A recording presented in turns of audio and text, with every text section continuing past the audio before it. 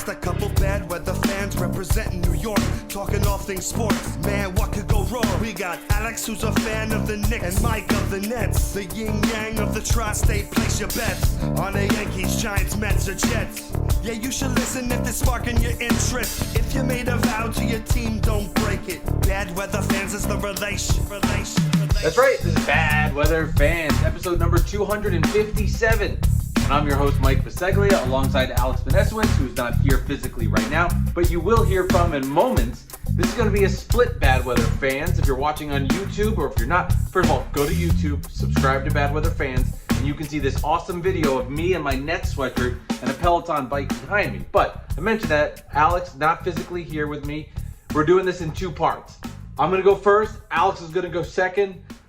You'll hear his takes on the Knicks coming up in just a moment. You're going to hear my takes on the Knicks and Nets as well right here. So just a little FYI for people, if you're listening on the audio side, go to Bad Weather Fans, check it out on YouTube. The link to find the YouTube is in the podcast show notes. Knicks losers yesterday to the Charlotte Hornets on the road. Nets losers to the Pacers yesterday on the road, which was a fucking wild game, which they always are with the Nets. They have the same thing. Build big leads, blow them, be competitive and lose. I'm liking this. I'll talk about the Nets in a second. But first, I got to begin with the Knicks. I know I'm wearing my Nets sweatshirt, but I do want to talk about them. In particular, one thing that I just find very amusing. First of all, I'd love to see them lose. It's awesome. Number two, Knicks fans talking about the schedule and the back-to-backs and the road games.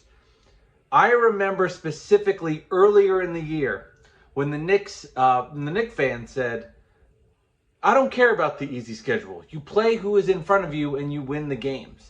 Now, they're losing the games and you can come up with excuses. So, you can't have it both ways. You played well earlier in the year, you're not playing well right now. Part number two. I am so happy with the Mikal Bridges trade. It's gotten to a point now where there is not even a reason to have a debate about it. It's just common knowledge, right? Like, the Nets this year have the Bucks pick, which is going to be in the teens. The Knicks keep losing. It's going to be in the low 20s. And that's just this year. That's just this year. It's kind of wild to think of what assets will come in future years. And, I know Josh Hart trolling people by saying, oh, these high school kids get excited about it. And I will. I mean, honestly, this will go down as the greatest the Jason Kidd trade's the best. This will go down as one of the best net trades in the history of their franchise. Because you see how the Knicks look without Jalen Brunson, and you just can start to think in your mind, what would that look like in 2027, 2029, 2031, when he is older and not there? And it's going to be a bad look for the Knicks. And also, it builds those trade picks in future now to other organizations. You can see other teams around the league going, oh, okay, the 2029 Knicks pick. Oh, the 2031 Knicks pick. That might have some value. We'll see what the Nets can do. I'm very excited about that. It's got me in a good mood. On the same side, though, it's all about this NBA lottery for the Nets and ultimately how they do there. And they're going to be in the 5-6 slot. That's where they are slotted. They didn't do enough to lose. We can have a shit storm on the ownership. We can have a shit storm on Sean Marks. We didn't tank enough fucking games. I don't know what to tell you.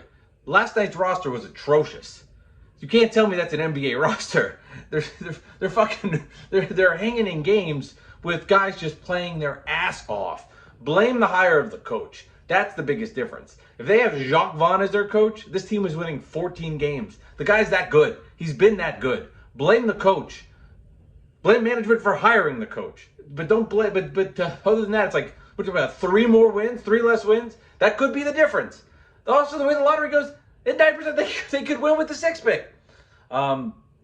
It's all going to come down to that May 12th and the future of the organization in that stabilizing moment. But I'm happy about it.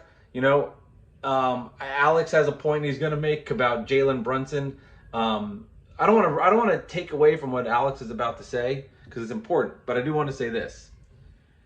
Alex had a tweet that if Jalen Brunson is not on the Knicks, they're a lottery team. My response to that would be, why the fuck did you trade all those draft picks to be a lottery team if Jalen Brunson's going to keep getting hurt? That's a problem. All right, Alex, you're up. You gotta stop with the fatigue and the tired from traveling for the Knicks. Like, it's just a damn excuse. They played like crap.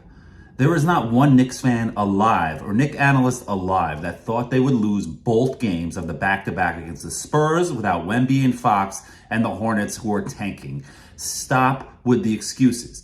They played lazy. They were terrible. They didn't try. It was an awful performance on both nights. They let some guy nobody's ever heard of, unless you're a diehard college basketball fan, crush them in 19 minutes in the first game of the back-to-back. And then they didn't even show up to play in Charlotte versus the terrible Hornets.